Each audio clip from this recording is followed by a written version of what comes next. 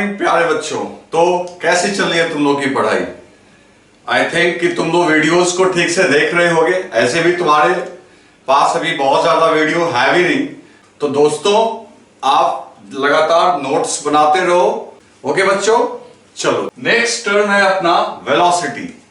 मैं फिर आपको रिमाइंड करवा दूं कि ये जो टर्म्स हम लोग देख रहे हैं ये हम लोगों को फिर एक चैप्टर में पढ़ना है जो आगे जाके काइनेमेटिक्स या मोशन के नाम से जानते हैं हम लोग।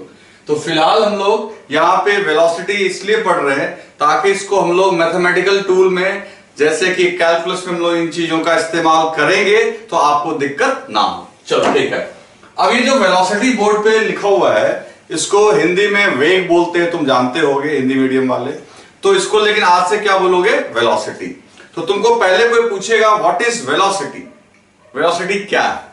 तो जो मेरे को लगता है 9th क्लास में तुमने पढ़ा होगा, तुमने ये इसके बारे में पढ़ा है कि this is displacement covered by the particle in particular direction in unit time. नहीं समझे?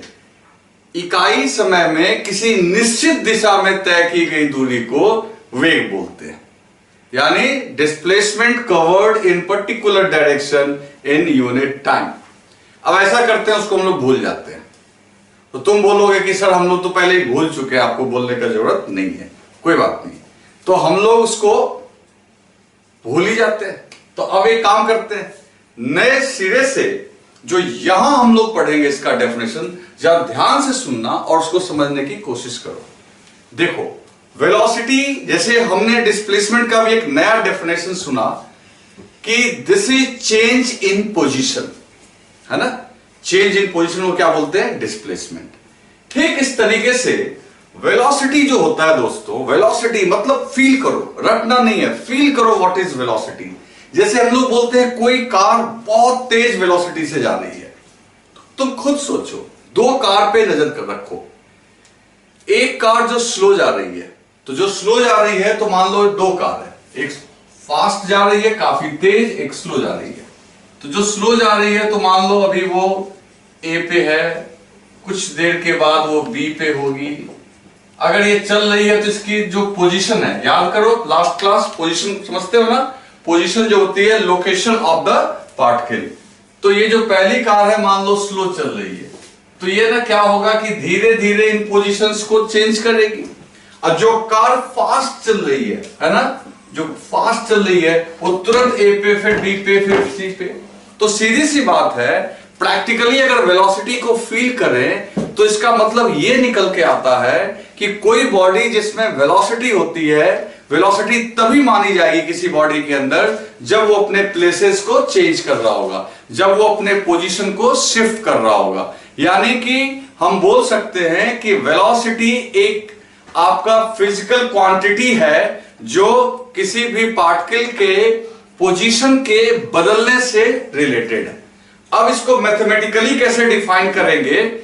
मैथमेटिकली इसको कैसे डिफाइन करेंगे दोस्तों कि वेलोसिटी जो है ये rate of change of position with respect to time है। नहीं समझ में आपको? देखो मैं फिर से बोलता हूं। तो हम लोग वेलोसिटी को कैसे डिफाइन किए? तो हम लोगों ने वेलोसिटी को डिफाइन किया, it is rate of change of position with respect to time. अभी मैं इसको आपको और ढंग से क्लियर करता हूं तो आपको समझ में आएगी। तो पहले मैं इसका डेफिनेशन बोर्ड पे लिखता हूं, फिर आप समझना। तो वेलोसिटी हो गया, इट इज रेट ऑफ, अब देखो रेट आ रहा, रेट आ रहा है, rate of change, rate of change of position with respect to, WRT मैंने बता रखा आपको, विद रिस्पेक्ट टू टाइम।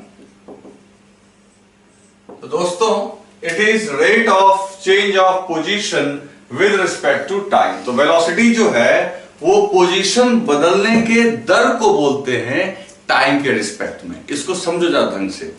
पहली बात, कोई बॉडी अगर चल रही होगी, ध्यान से सुनना, कोई बॉडी अगर चलेगी तभी उसके पास वेलोसिटी होगी। और अगर उसके पास वेलोसिटी है और वो चल रही है तो पोजीशन भी बदल रहा होगा। पोजीशन बदल रहा होगा मतलब अभी ए पे है, फिर बी पे होगा, फिर सी पे होगा। तो देखो पोजीशन चेंज हो रहा है कि नहीं हो रहा है। तो पोजीशन चेंज होने से ही संबंध है किसका, वेलोसिटी का। और जितनी जल्दी जल्दी पोजीशन चेंज होगा यानी rate of change of position, यानी जैसे मैच में क्या है, हर एक ओवर में जितना ज्यादा रन मारोगे तो रन रेट ज्यादा होगा तुम्हारा पर ओवर। इसी तरीके से अगर पोजीशन बहुत जल्दी जल्दी चेंज होगा तो रेट ऑफ पोजीशन ज्यादा होगा, और rate of change of position ज्यादा होगा तो rate of change of position को ही तो क्या बोलते हैं, वेलोसिटी। तो आज से वेलोसिटी का डेफिनेशन क्या हुआ, ध्यान से सुन लो। आज से वेलोसिटी का डेफिनेशन हुआ, it is rate of change of position with respect to time. समय के सापेक्ष में पोजीशन बदलने की दर को क्या बोलते हैं, वेलोसिटी। एक बात तो क्लियर होगी, ठीक है। अब देखो, अब सीधी सी बात है, मैथमेटिकली इसको कैसे डिफाइन करेंगे। मैथमेटिकली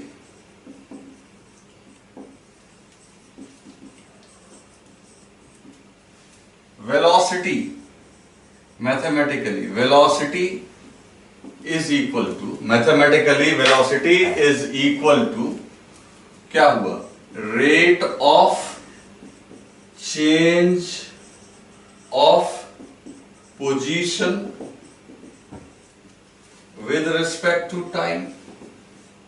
तो भाई फॉर्मूला कैसे लिखेंगे, तो मान लो अगर ये होता rate of change of y with respect to x, तो हमने क्या सीखा था, हमने लिखा था change in y divided by change in x।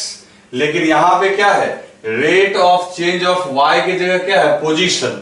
और पिछला क्लास याद करो, पोजीशन को हम लोग x से दिखाते हैं, फिजिक्स में पोजीशन को x से भी दिखाते हैं, डिनोट करते हैं, y से भी डिनोट करते हैं और r से भी डिनोट करते हैं। तो rate of change of position, तो rate of change of position के जगह हम लोग यहां पे y की जगह क्या लिख देंगे, x, क्योंकि y तो मैथ वाला y है। और यहां पोजीशन के लिए लिखना है तो पोजीशन के लिए हम लोग किसका यूज करेंगे, x। अब विद रिस्पेक्ट टू किसके, किसके बदलने के साथ, टाइम के बदलने के साथ, तो हमने यहां लिख दिया t। तो भाई ऐसा है कि वेलोसिटी जो है वो क्या है, rate of change of position with respect to time, जिसको हम लोग लिख सकते हैं mathematically change in x divided by change in time. Okay, मतलब क्या हो गया बच्चों, xf minus xi divided by tf minus ti। चलो, एक तो ये समझ में आया। अब तुम कहोगे कि सर हमने जो 9th क्लास में पढ़ा था वो कैसे आएगा, तो बिल्कुल आ गया। अब चेंज इन x, तो चेंज इन पोजीशन को ही तो क्या बोलते हैं, डिस्प्लेसमेंट। ये पिछले क्लास में सीखा। तो ऊपर में जहां चेंज इन पोजीशन है वहां हो गया डिस्प्लेसमेंट, और नीचे में जहां चेंज इन टाइम है ना, वहां हो गया टाइम। तो तुम्हें 9th में यही तो बताया गया कि डिस्प्लेसमेंट बाय टाइम को ही क्या बोलते हैं, वेलोसिटी। मैं भी वही बोल रहा हूं, बस फर्क क्या है कि मैं थोड़ा इसको मैथमेटिकली बता रहा हूं आपको कि वेलोसिटी जो है आपका वो क्या है, rate of change of position with respect to time. और ये बात समझ में, चलो आगे बढ़ते हैं। अब एक बात गौर करना, जब वेलोसिटी एक प्रकार का रेट है और हमने पढ़ा है कि रेट दो टाइप के होते हैं, रेट ही दो टाइप का होता है, तो सीधी सी बात है, एक बात दिमाग में अच्छे से बिठा लो कि जब हमने रेट पढ़ा कि दो टाइप का है, एवरेज रेट और इंस्टेंटेनियस रेट, तो ठीक इसी तरीके से बच्चों वेलोसिटी भी एक रेट है, और रेट अगर दो टाइप का है तो वेलोसिटी भी दो टाइप की होगी, क्योंकि वेलोसिटी कुछ और नहीं है बल्कि वेलोसिटी क्या है, rate of change of position with respect to time. तो अगर रेट दो प्रकार का हो सकता है तो वेलोसिटी भी कितने टाइप का होगा, टू टाइप्स का। तो हम लोग वेलोसिटी को क्लासिफाई कर सकते हैं, वर्गीकृत कर सकते हैं, क्लासिफाई दो टाइप में। एक होगी एवरेज वेलोसिटी, एवरेज वेलोसिटी। क्यों भाई, क्योंकि रेट ऑफ चेंज जो होगा वो दो टाइप का होगा, एक होगा एवरेज रेट ऑफ चेंज और दूसरा होगा instantaneous rate of change.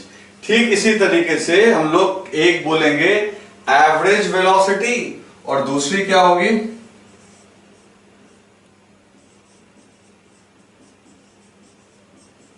Instantaneous velocity. अब इन दोनों को बारी बारी से हम लोग देखते हैं। तो कोई भी तुमसे पूछे कि यार वेलोसिटी दो टाइप का क्यों हो गया, तो कहना ठीक है भाई, वेलोसिटी क्या है, रेट ऑफ चेंज। तो रेट ऑफ चेंज ही अगर दो टाइप की है तो वेलोसिटी भी दो टाइप की होगी। एक वेलोसिटी होगी एवरेज वेलोसिटी और दूसरी होगी इंस्टेंटेनियस। अब इसको जरा हम लोग एक एग्जांपल से समझते हैं कि एवरेज इंस्टेंटेनियस का मतलब क्या हुआ। तो एक बार इसको आप राइट डाउन कर लो, ठीक है, फिर मैं बताता हूं आपको। तो बच्चों अब हम लोग ये बात करें कि आखिर ये एवरेज वेलोसिटी और इंस्टेंटेनियस वेलोसिटी जो हमने दो टाइप किया, इसका रियल में मायने क्या है। जैसे देखो, मान लो एक प्लेस ए है और हम लोग ए से बी तक गए। ध्यान से समझना मेरी बात को, ये पूरी एक जर्नी। अब तुम ए से स्टार्ट किए चलना मॉर्निंग में 8 o'clock, मान लो वो नॉर्मल लाइफ की बात करते हैं, और बी पे तुम पहुंचे 11 AM, 3 घंटे में। और ये डिस्टेंस जो यहां से यहां तक की डिस्टेंस है वो मान लो 120 किलोमीटर है। तो कोई तुमसे पूछता है कि टोटल डिस्प्लेसमेंट जो तुमने कवर किया, मान लो स्ट्रेट लाइन में आप चले तो इन दोनों के बीच का जो शॉर्टेस्ट डिस्टेंस हो गया वो 120। कोई तुमसे पूछता है कि यहां से यहां तक जो डिस्प्लेसमेंट हुआ यानी change in position, delta x, जिसको हम लोग क्या बोलेंगे, change in position, change in position, या इसी को हम लोग डिस्प्लेसमेंट भी बोलेंगे। तो कितना हुआ ये 120 किलोमीटर।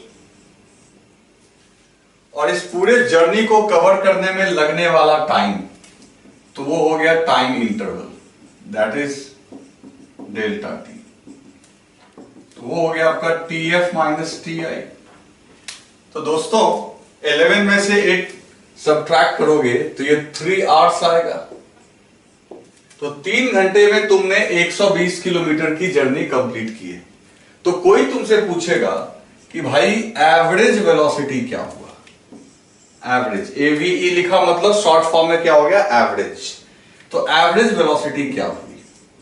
तो भाई अभी हमने सीखा कि वेलोसिटी होता है rate of change of position with respect to time, और एवरेज का मतलब हो गया एवरेज रेट। और एवरेज रेट का मतलब हमने पिछले क्लास में सीखा था कि जब कभी भी बात एवरेज रेट ऑफ चेंज की आएगी तो पूरा हम लोग चेंज देखेंगे, बड़ा चेंज देखेंगे। तो सीधी सी बात है कि एवरेज वेलोसिटी हो जाएगी डेल्टा एक्स, यानी total change in position divided by total time taken. और ये आपका आ गया 120 divided by 3, that is 40 kilometre per hour. तो सीधी सी बात है, जैसे मैच में भी जो एवरेज रन रेट होता था वो पूरे मैच के रन को टोटल ओवर से डिवाइड किया, ठीक इसी तरीके से अगर पूरे जर्नी के लिए एवरेज वेलोसिटी चाहिए, ध्यान से सुनो मेरी बात, पूरे जर्नी की अगर एवरेज वेलोसिटी चाहिए तो ऐसा नहीं कि एवरेज का एक मतलब और होता है, एक सेकंड। तो अगर हम लोग को एवरेज चाहिए तो हम लोग हमेशा इस बात को ध्यान रखेंगे कि total displacement by total time करेंगे। ये नहीं कर देंगे कि मान लो जैसे हम लोग के दिमाग में ये रहता है कि एवरेज मतलब कि 4-5 को ऐड करो फिर सबको सबसे डिवाइड कर दो। मतलब 10 बच्चे क्लास में बैठे हुए हैं तो एवरेज वेट कितना होगा, तो 10 के 10 बच्चों का वजन ले लो, 10 का वेट को ऐड करो और नंबर ऑफ स्टूडेंट से डिवाइड कर दो। ये यहां भी नहीं कर रहा है कि जर्नी में हर 4-5 इंस्टेंट की वेलोसिटी को ऐड करके डिवाइड कर दो, गलत। आप ऐसा कभी नहीं करेंगे। आप सिर्फ एक चीज करेंगे, कोई भी, मैं बार बार आपको रिपीट कर रहा हूं, कोई भी कहेगा एवरेज वेलोसिटी क्या है, तो आप सीधा बोलेंगे कि बहुत सिंपल है, आप मेरे को बताइए कि पूरे जर्नी का डिस्प्लेसमेंट क्या है और पूरे जर्नी में टाइम कितना खर्च हुआ है। तो टोटल डिस्प्लेसमेंट को टोटल टाइम से डिवाइड कर देने का, तो ऑटोमेटिकली आपको एवरेज वेलोसिटी निकल जाएगी। ठीक है, ये तो एग्जांपल के थ्रू मैंने बताया। तो एवरेज वेलोसिटी का फॉर्मूला यही है ना, total displacement divided by total time. अब देखो एवरेज वेलोसिटी के बारे में और क्या कर सकते हैं। It is defined for time interval. अब देखो एवरेज वेलोसिटी जब कभी भी डिफाइन की जाएगी तो एक समय अंतराल के लिए, एक खास टाइम पे नहीं, पूरे जर्नी की बात होगी। अच्छा एक बात बताओ, एवरेज वेलोसिटी रियल होता है या हाइपोथेटिकल? तो इसका आंसर होगा हाइपोथेटिकल। कहोगे इसका मतलब जरा समझाइए। हाइपोथेटिकल का मतलब है काल्पनिक, मतलब ये एक मैथमेटिकल डाटा है। मैं ये बोल रहा हूं कि अगर कोई बस ए से शुरू हुई मान लो 8 बजे और इसको यहां पहुंचना है 11 बजे, तो तुम्हें क्या लगता है कि पूरे रास्ता में ये जो 40 किलोमीटर पर आवर तुम्हारा निकल के आया है, क्या ये पूरे रास्ता 40 किलोमीटर पर आवर से चलता चला गया है? क्या यही होता है? तो जवाब है नो, क्योंकि पूरे रास्ते में कहीं पे ट्रैफिक नहीं होगी। तो जहां ट्रैफिक नहीं होगी वहां उसकी वेलोसिटी ज्यादा होगी, कहीं ट्रैफिक होगी तो कहीं स्लो भी हुआ होगा, कहीं रुका हुआ भी होगा। तो इसका मतलब है कि ये रास्ते में बहुत अलग अलग टाइप के वेलोसिटी से चल रहा होगा, लेकिन तब भी हम एवरेज 40 क्यों बोलते हैं? क्योंकि मेरे को इस बात से कोई लेना देना ही नहीं है कि रास्ते में उसने क्या किया। मेरे को सिर्फ एक बात से लेना देना है कि तुम कब स्टार्ट हुए और कब पहुंचे। तो इसलिए मैं बोल रहा हूं कि ये हाइपोथेटिकल मतलब ये काल्पनिक है। ये 40 का जो डाटा है ये एक हाइपोथेटिकल डाटा है, एक मैथमेटिकल डाटा है। हाँ, इसमें कोई डाउट नहीं है कि अगर इस बस के लिए पूरी रोड को खाली करवा दी जाए, मान लो तुम जा रहे हो, पूरा रोड खाली करवा दिया गया तुम्हारे लिए, और तुम 40 के रफ्तार से कांस्टेंट मतलब समान, तुम अगर 40 के रफ्तार से भी चलोगे तो भी 3 घंटे में पहुंच जाओगे, तो वो बात अलग हो गई कि वही आपका रियल भी हो गया। लेकिन ऐसा क्या होता है रियल असलियत जिंदगी में? असलियत जिंदगी में तो रोड पे आपको कहीं ना कहीं रुकना ही होता है और कहीं आप तेज चलते हो। तो इसलिए मैं बोलता हूं कि ये जो औसत वेलोसिटी निकलती है, औसत रफ्तार, औसत वेग, एवरेज वेलोसिटी जो निकलती है, दिस इज हाइपोथेटिकल थिंग।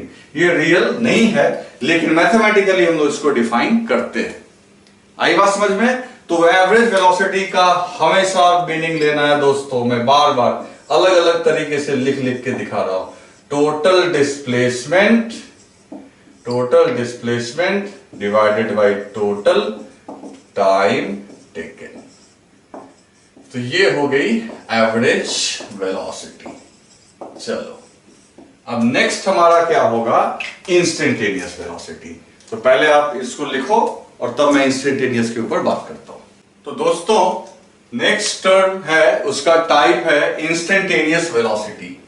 तो जैसा कि हमने पहले ही बोल दिया कि अगर velocity rate of change of position है तो ये दो टाइप का तो होगा ही होगा, एक एवरेज होगा और एक इंस्टेंटेनियस। अब इंस्टेंटेनियस वेलोसिटी समझते हैं। सेम एग्जांपल को लो, मान लो बस जो है 8 o'clock पे ए से खुली है और बी पे इसको पहुंचने में टाइम जो घड़ी में बज रहा है वो कितना बज रहा है? 11 o'clock।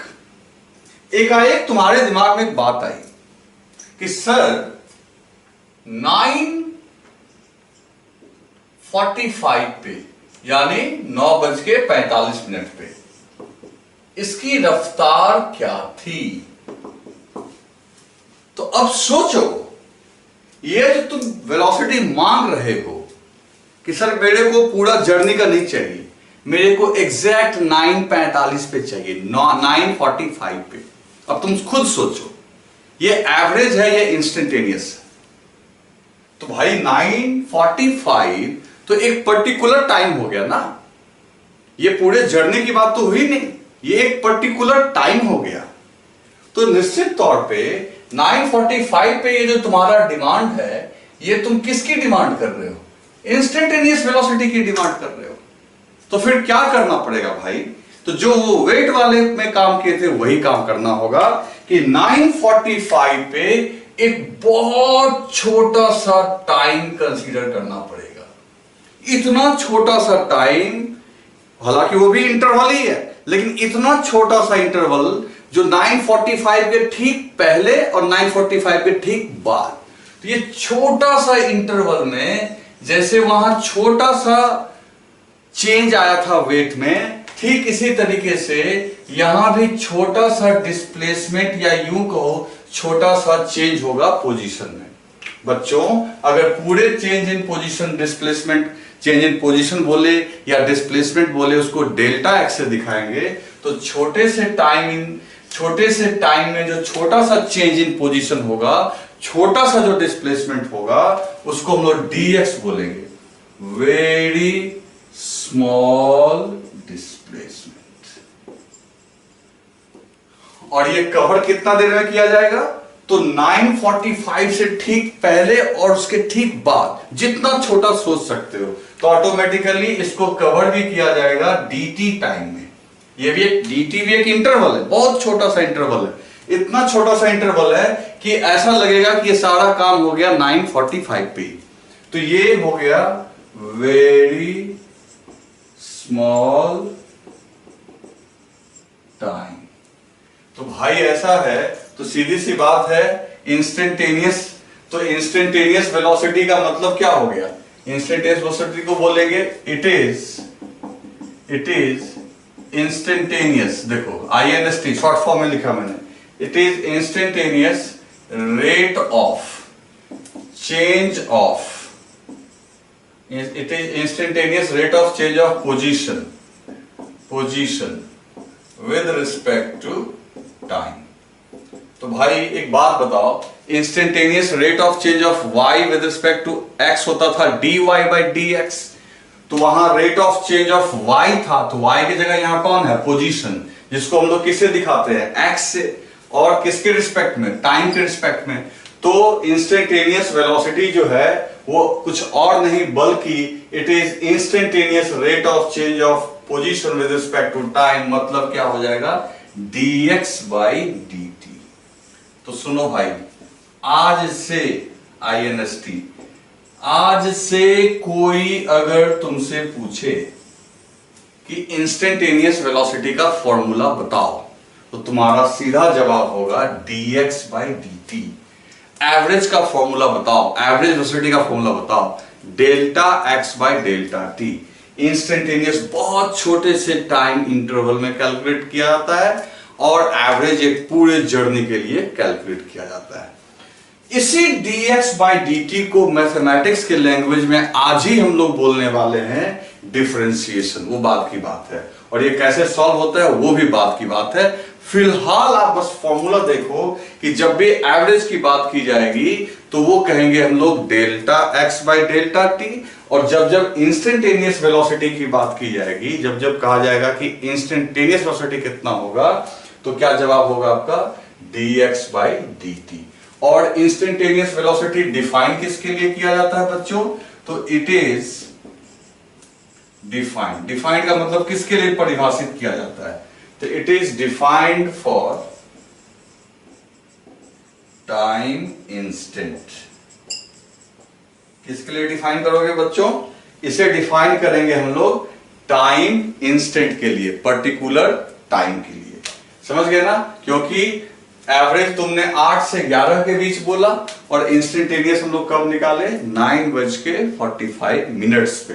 तो फॉर टाइम इंस्टेंट का मतलब तो मैंने पहले ही बता रखा है, टाइम इंस्टेंट का मतलब होता है कोई खास टाइम। उसके बाद अगर तुमसे कोई पूछे ये इंस्टेंटेनियस वेलोसिटी रियल है या हाइपोथेटिकल, तो आपका जवाब होना चाहिए रियल, क्योंकि ये सचमुच में वहां पे वो रफ्तार है। जब तुम बस में चल रहे होते हो और एकाएक तुम्हारे मन में आया कि अभी क्या स्पीड है, क्या वेलोसिटी है, ड्राइवर से पूछते हो और उसने बताया कि अभी 70 से चल रहे हैं, तो कोई हाइपोथेटिकल डाटा नहीं है, वो रियल है। तो मैंने पहले भी तुम्हें बोल रखा है कि इंस्टेंटेनियस वेलोसिटी हो या कोई भी चीज जो इंस्टेंटेनियस होता है वो क्या होता है? रियल। ठीक है, तो आप इन चीजों को ढंग से लिख लीजिए। तो दोस्तों नेक्स्ट टर्म है हम लोगों का स्पीड। अब कहोगे ये वेलोसिटी और स्पीड में क्या डिफरेंस है? कोई ज्यादा फर्क नहीं है। स्पीड जो है दोस्तों ये होता है रेट ऑफ डिस्टेंस कवर्ड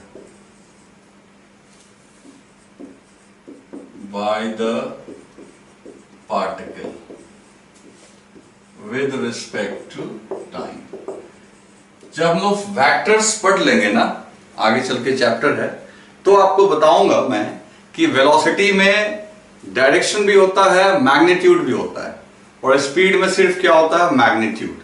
लेकिन अभी छोड़ो, उसकी जरूरत है भी नहीं। आप बस ये समझो कि स्पीड का जो संबंध है वो डिस्टेंस से। वेलोसिटी किससे रिलेटेड था? वेलोसिटी रिलेटेड है डिस्प्लेसमेंट से, लेकिन स्पीड रिलेटेड है डिस्टेंस से, और ये भी एक रेट है। तो ऑटोमेटिकली स्पीड दो टाइप का होगा। देखो जो भी रेट होगा वो दो टाइप का होगा। तो सीधी सी बात है, अगर बात करेंगे एवरेज स्पीड की, तो एवरेज स्पीड हो जाएगा total distance divided by total time. देखो जब एवरेज वेलोसिटी की बात करते थे तो टोटल डिस्प्लेसमेंट यानी delta x by delta T, लेकिन एवरेज स्पीड की बात करेंगे तो total distance by total time. Distance समझते हो ना? डिस्टेंस जो कल पिछले क्लास में बताया था मैंने तुम्हें, डिस्टेंस जो होता है actual length of path. Particle जिस रास्ते को सचमुच में ट्रेवल किया है उस रास्ते की एक्चुअल लंबाई को हम लोग क्या बोलते हैं? डिस्टेंस। क्लियर है दोस्तों? चलो दूसरा है इंस्टेंटेनियस स्पीड। तो सीधी सी बात है, जैसे ये total distance by total time, तो इसमें क्या करेंगे? एक छोटा सा डिस्टेंस ले लेंगे तो उसको क्या बोलेंगे? ds, और छोटा सा टाइम से डिवाइड कर देंगे। तो दोस्तों वेलोसिटी पढ़ने के बाद स्पीड पढ़ने में कुछ है नहीं। वेलोसिटी में जहां डिस्प्लेसमेंट बाय टाइम है, बस यहां पे क्या कर देना है तुम्हें? Distance by time. वहां डिस्प्लेसमेंट बाय टाइम, यहां डिस्टेंस बाय टाइम। क्लियर है? आ रही है बात समझ में? ठीक है। और वैसे भी मैं बता रहा हूं कि इन चीजों को हम लोग आगे डिटेल में पढ़ेंगे। अभी तो बस मैं तुम्हें बता रहा हूं कि टर्म्स को आप दिमाग में सेट रखो कि वेलोसिटी का किससे रिलेशन है, स्पीड का किससे रिलेशन है। वेलोसिटी डिस्प्लेसमेंट पे डिपेंड करता है, डिस्प्लेसमेंट बाय टाइम होता है। स्पीड जो होता है वो डिस्टेंस बाय टाइम होता है। ये दो टाइप के होते हैं, पूरी जर्नी के लिए एवरेज, पर्टिकुलर टाइम के लिए इंस्टेंटेनियस। तो इसको राइट डाउन कर लो। तो दोस्तों अब एक आखिरी टर्म है एक्सेलरेशन। एक्सेलरेशन आपने नाम सुना होगा। एक्सेलरेशन को हिंदी में बोलते हैं त्वरण। क्या बोलते हैं? त्वरण। अब ये है क्या? जैसे देखो, मोशन में तो हम लोग पढ़ेंगे ही, मैं हमेशा ये रिपीट करता हूं, लेकिन तभी भी थोड़ा भी सीखते हैं।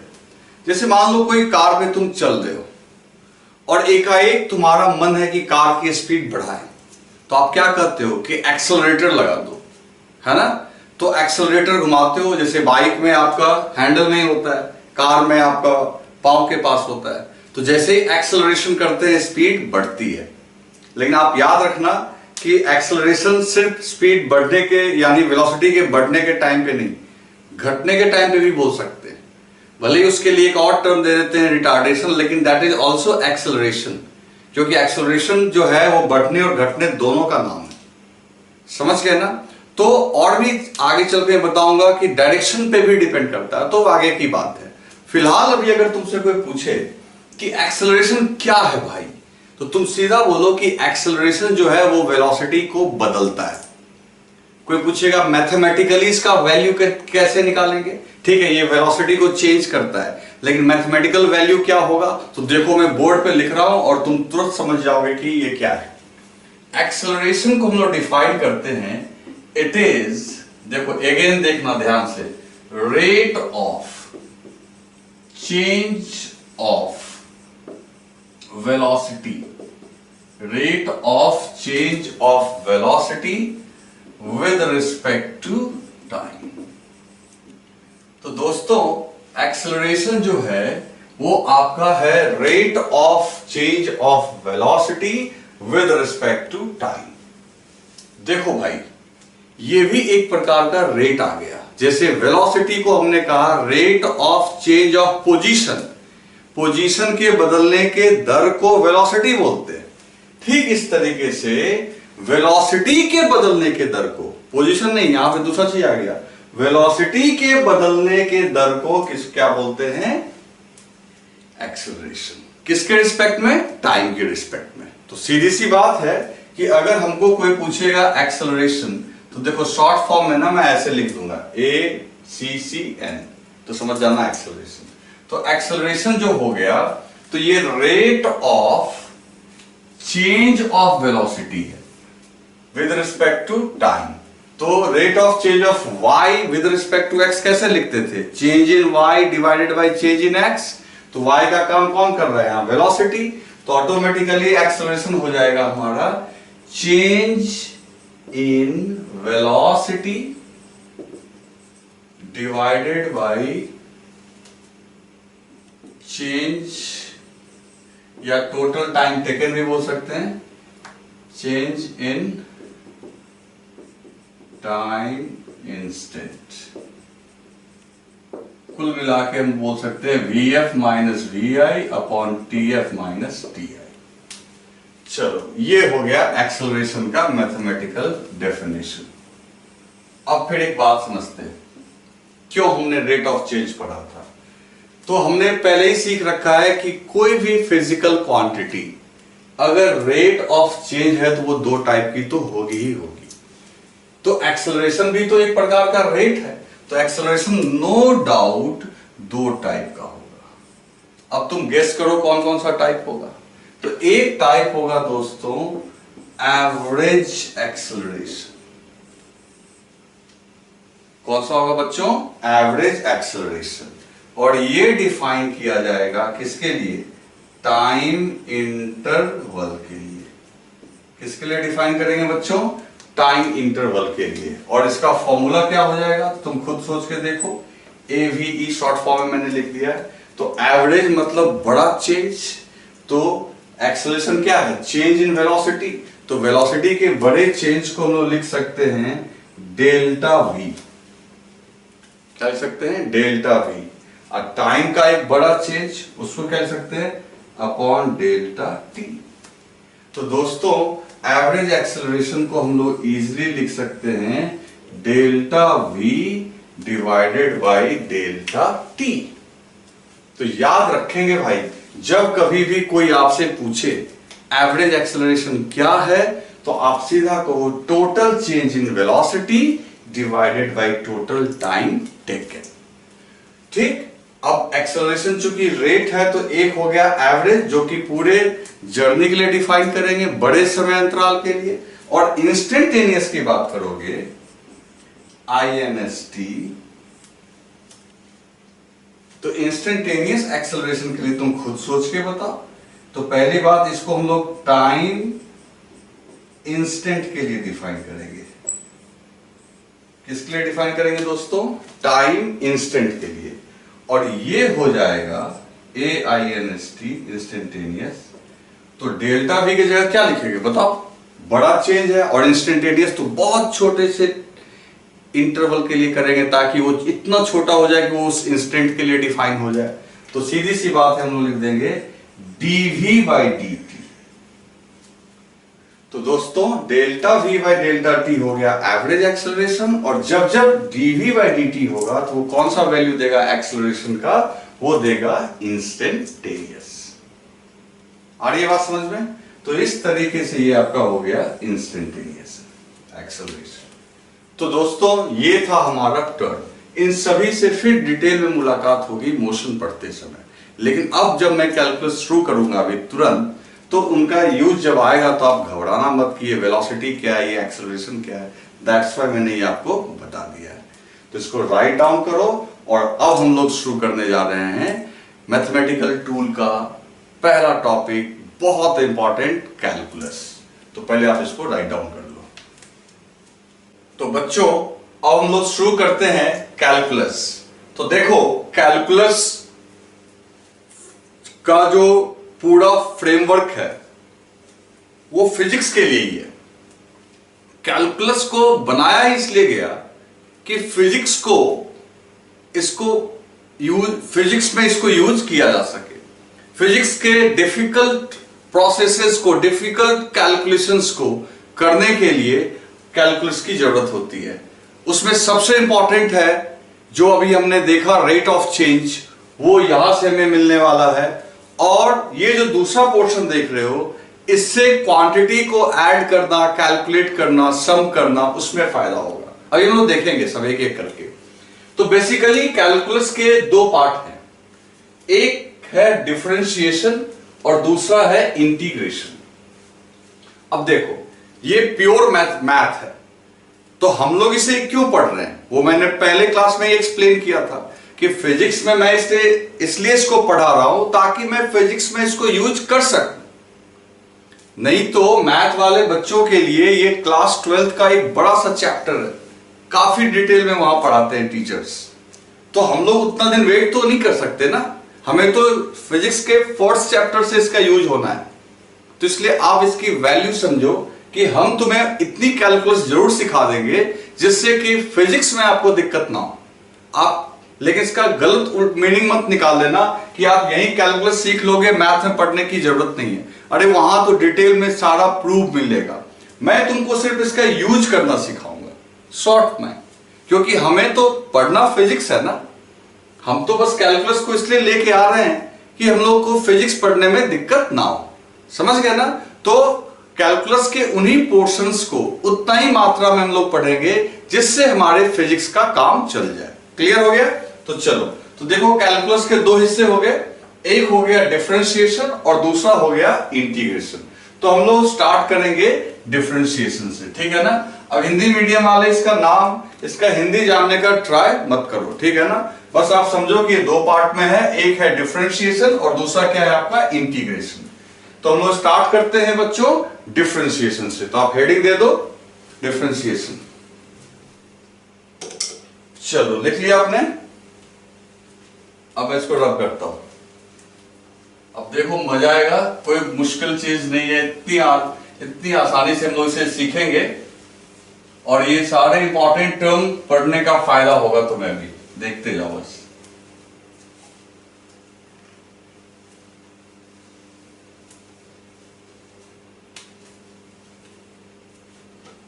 सबसे पहले बात करते हैं डिफरेंशिएशन की।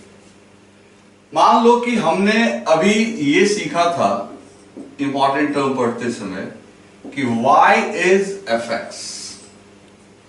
क्या सीखा था हमने? y is fx। इसका क्या मतलब हुआ बच्चों? y x का फंक्शन है। जब जब x को चेंज करोगे तो y चेंज होगा। ध्यान से सुनते रहना, अभी हम लोग यहां पहुंच जाएंगे। जब जब x को चेंज करोगे तो y चेंज होगा। तो y के चेंज होने का रेट भी होगा, और वो रेट किसके रिस्पेक्ट में होगा? x के रिस्पेक्ट में, क्योंकि y किसके ऊपर डिपेंड करता है? x पे। तो अगर मेरे से कोई बोले कि भाई इंस्टेंटेनियस, शॉर्ट फॉर्म में मैं लिख रहा हूं instantaneous rate of change of y with respect to x क्या होगा? तो हम लोग बिना मैथमेटिक्स जाने हुए भी ये बोल सकते हैं, क्योंकि हमने रेट ऑफ चेंज को अच्छे से पढ़ा है। तो rate of change of y with respect to x क्या हो जाएगा बच्चों? तो वो हो जाएगा, सीधी सी बात है, change in y divided by change in x। अब चूंकि इंस्टेंटेनियस है तो जैसा कि हमने ये सीखा है कि इंस्टेंटेनियस का मतलब होता है कि बहुत छोटा सा चेंज लेंगे ताकि वो उस इंस्टेंट पे आ जाए। समझ गए ना?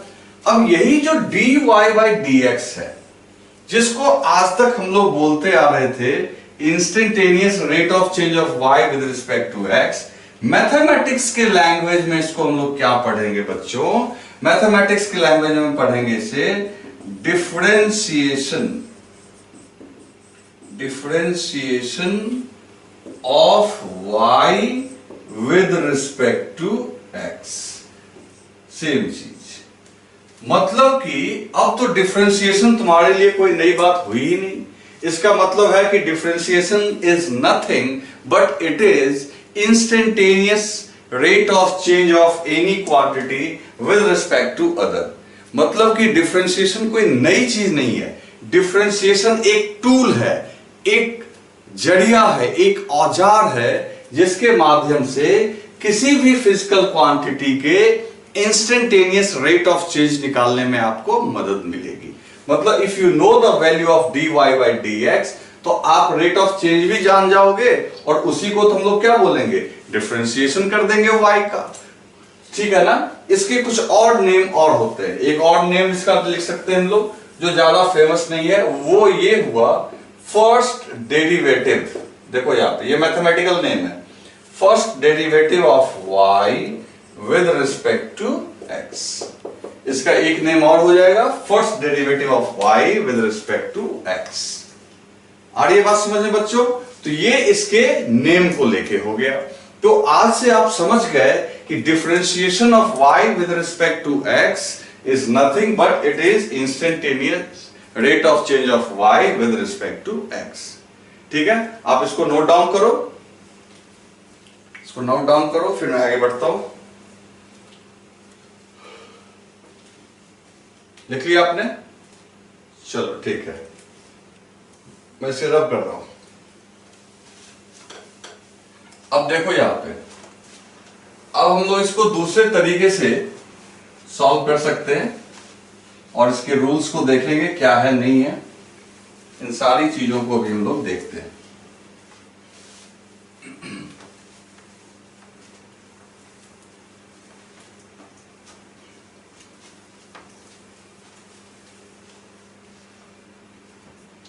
मान लो कि y फंक्शन है x का, ठीक है ना।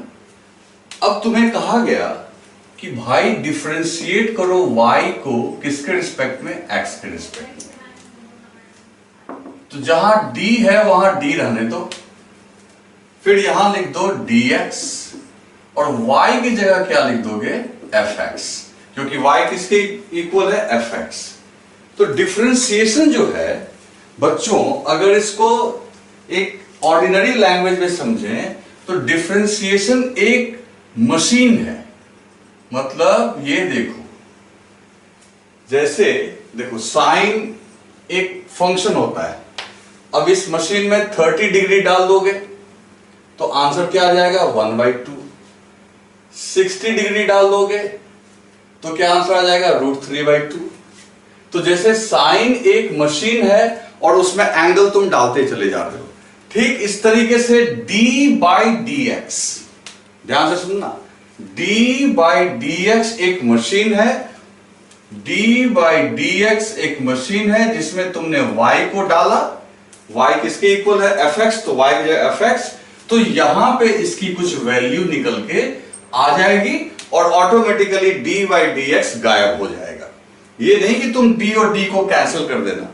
जैसे यहां पे ऐसा नहीं है कि अगर तुम्हें कोई कह दे sin 60 डिवाइडेड बाई sin 30 तो क्या तुम sin कैंसिल कर दोगे, क्या नहीं कर सकते, क्योंकि sin एक मशीन है जो इसका वैल्यू देगा √3/2 और इसका वैल्यू देगा 1/2 और sin ऑटोमेटिकली गायब हो जाता है। जैसे sin 60 √3/2 sin गायब हो गया, आपको प्रोडक्ट मिल गया। ठीक इसी तरीके से बच्चों आप समझो, आप अभी 10th पास करके जस्ट आए हो तो आप समझो कि ये d/dx एक मशीन है। इसमें अगर हम लोग कुछ डालते हैं तो उसका एक रिजल्ट आपको मिलता है और वो रिजल्ट ही होता है किसका, वैल्यू dy/dx का। और dy/dx क्या है बच्चों, तो इसी को हम लोग बोलेंगे differentiation of y with respect to x या instantaneous rate of change of y with respect to x। आ रही है बात समझ में? चलो, तो इतना तो पता चल गया कि ये मशीन है और ये एक ऑपरेशनल टूल है। तो जब ये ऑपरेशनल टूल है तो इसके वर्क करने के कुछ रूल्स होंगे। तो दोस्तों अभी मैं आपको डिफरेंशिएशन के पहले कुछ बेसिक रूल्स को लिखूंगा। जैसे हर एक जगह रूल होता है, ट्रिगोनोमेट्री में होता है, अलजेब्रा में होता है, हालांकि इन रूल्स का प्रूफ भी होता है। लेकिन उसका प्रूव हम लोग के लिए इंपॉर्टेंट नहीं है। वो जो प्योर मैथ पढ़ोगे कैलकुलस में, तब वहां टीचर्स तुमको सारे रूल प्रूव करके सिखाएंगे। मेरे को यहाँ पे उन रूल्स को यूज करना सिखाना है कि ये डिफरेंशिएशन के रूल्स वर्क कैसे करते हैं। आ रही है बात समझ में? इसका नाम तो समझ में आ गया आपको। चलो अब हम लोग एक काम करते हैं हम लोग रूल्स को लिखते हैं, और सबसे पहला रूल को अभी मैं आपको समझाने का ट्राई कर रहा हूं। तो हम लोग हेडिंग देंगे बेसिक रूल्स ऑफ डिफरेंशिएशन। ध्यान से सुनते रहना, बेसिक रूल्स ऑफ डिफरेंशिएशन। चलो सबसे पहला रूल नंबर 1, मान लो कि एक इक्वेशन है y इक्वल टू एक्स का पावर n। मान लो किसी ने दे दिया कि इक्वेशन y x पे डिपेंड कर रहा है और x का पावर कितना है n, जहां n कुछ भी हो सकता है, 1 2 3 4 5 कुछ भी हो सकता है। फिर तुम्हें किसी ने कहा कि भाई y को डिफरेंशिएट करो। y को क्या करो? डिफरेंशिएट। तो दोस्तों किसी को डिफरेंशिएट उसी के रिस्पेक्ट में करते हैं जिसपे वो डिपेंड करता है। तो जैसे y x पे डिपेंड करता है तो y को किसके रिस्पेक्ट में डिफरेंशिएट करेंगे? x के रिस्पेक्ट में। यहां भी y किस पे डिपेंड कर रहा है? x पे। y किस पे निर्भर कर रहा है? x पे।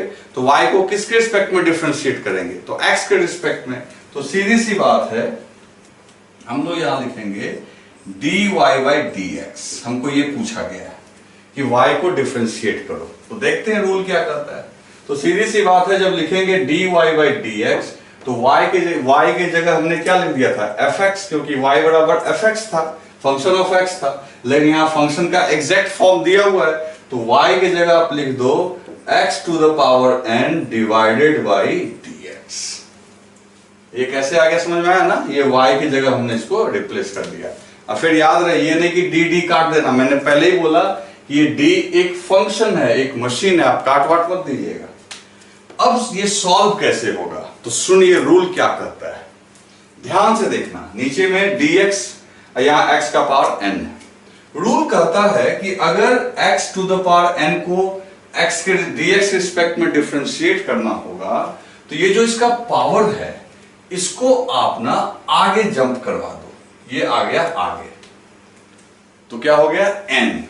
फिर लिख दो x, ठीक है? और फिर जो x का जो पावर था उसमें से एक सब्ट्रैक्ट कर लो, तो ये हो गया आपका आंसर। अब ये मत ढूंढने लगना कि ये d कहां चला गया। मशीन था, मशीन ने प्रोडक्ट दे दिया आपको, मशीन गायब। तो इस तरीके से dy बाई dx का वैल्यू इस केस में आपका निकल के आ गया n इंटू एक्स का पावर n माइनस 1। अब ये हुआ कैसे? तो ये प्रूफ तो आप कैलकुलस जब पढ़ेंगे अपने मैथ वाले सर के वहां सीखेंगे, लेकिन यहां हम लोग आपको रूल याद करवाएंगे और इस रूल को यूज करना सिखाएंगे। अब जैसे देखो, इस रूल को हम लोग सीखते हैं, कैसे सीखेंगे अभी आप देखो। इसका हम लोग एग्जाम्पल देखते हैं। मान लो एक एग्जाम्पल लेते हैं, पहला y इक्वल टू एक्स का पावर 3। ये कोई इक्वेशन है, y इक्वल टू एक्स का पावर 3। किसी ने कहा कि y को डिफरेंशिएट करो, तो चलो y को डिफरेंशिएट कर लेते हैं। किसके रिस्पेक्ट में? तो x के रिस्पेक्ट में। स्वाभाविक सी बात है, y किसके ऊपर डिपेंड कर रहा है? x पे। तो देखो बहुत सिंपल है। फिर y की जगह क्या लिखोगे? x का पावर 3 डिवाइडेड बाय क्या करोगे? dx। अब रूल देखो, बहुत इंपॉर्टेंट रूल है बाबू। फिजिक्स में सबसे ज्यादा यूज होने वाला यही इक्वेशन है हमारा, ये बहुत इंपॉर्टेंट। तो अब सीधी सी बात है, एकदम स्टार मार्क कर दो, एकदम इंपॉर्टेंट है ये। अब देखो क्या बोलता है, पावर को आगे ले आने का, तो 3 को आगे ले आओ, ठीक? और फिर पावर में 1 घटाओ। जैसे देखो n से मल्टीप्लाई कर लिया तो n की जगह यहां 3 है, 3 आगे आ गया। फिर n माइनस 1, तो 3 माइनस 1। ओके बच्चों, तो फाइनली ये आंसर आ गया हमारा 3x स्क्वायर। तो कितना सिंपल है। तो dy बाई dx की वैल्यू कितनी हो गई? 3x square. उसको आप जल्दी से लिखो, मैं 2-4 और कर देता हूं। तो दोस्तों नेक्स्ट एग्जांपल है, मान लो y equal to x under root, y equal to under root x। अब आपको कह रहा है कि dy बाई dx करो। कितना सिंपल है, जहां अंडर रूट एक्स y है वहां अंडर रूट x लिख दो। फिर देखो, फिर x का पावर क्या लिखोगे, हाफ, अंडर रूट को हाफ लिख सकते हैं। फिर पावर को आगे जंप करवा दो, हाफ इनटू, और फिर पावर में से क्या करोगे बच्चों, एक n-1, पावर में से एक माइनस कर लो, तो ये कितना हो गया 1/2 इंटू एक्स का पावर -1/2। अब ये माइनस पावर है तो ये किधर चला जाएगा, नीचे, ये हो जाएगा 1/2 और x का पावर नीचे आने को प्लस हो जाएगा, तो x का पावर हाफ को हम लोग क्या लिख सकते हैं, अंडर रूट x। तो ये आपका आंसर आ गया। कितना सिंपल है, कुछ नहीं करना आपको। फिर आपका ये एग्जांपल और देखते हैं हम लोग, y इक्वल टू मान लो 1/x² है। क्या दोस्तों, y इक्वल टू 1/x²। अब इस केस में हम लोग को करना है dy बाई dx। तो पहले तो इसको ऐसे भी लिख सकते हैं, x का पावर -2। तो फिर हम लोग क्या करेंगे, जहां y है वहां लिख देंगे x का पावर -2 डिवाइडेड dx।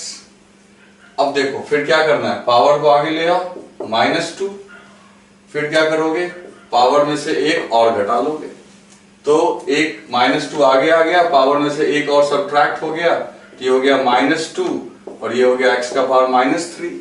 इसको अगर ढंग से लिखेंगे, नीचे ले आएंगे, तो ये हो जाएगा 2/x का पावर 3। तो इतना सिंपल है, ठीक है ना। तो इस तरीके से इसमें 7 और बेसिक रूल्स हैं और बहुत सारा एप्लीकेशन हम लोग को डिस्कस करना है। तो आप आज हम लोग यहीं तक रखते हैं, और नेक्स्ट क्लास बहुत इंपॉर्टेंट है, क्योंकि सारी चर्चाएं, सारा डिस्कशन इसी के ऊपर होना है, इसके सारे रूल्स पे और उसका एप्लीकेशन फिजिक्स में। ओके बच्चों, तो आज जितना मैंने बताया है उसको अच्छे से रिमेंबर करना, याद करना, स्टडी करना, नोट्स बनाना, और डिफिकल्टी हो तो क्वेश्चन मेरे से पूछना। ठीक है बच्चों, इसको राइट डाउन कर लो और अच्छे से पढ़ाई करो। ठीक।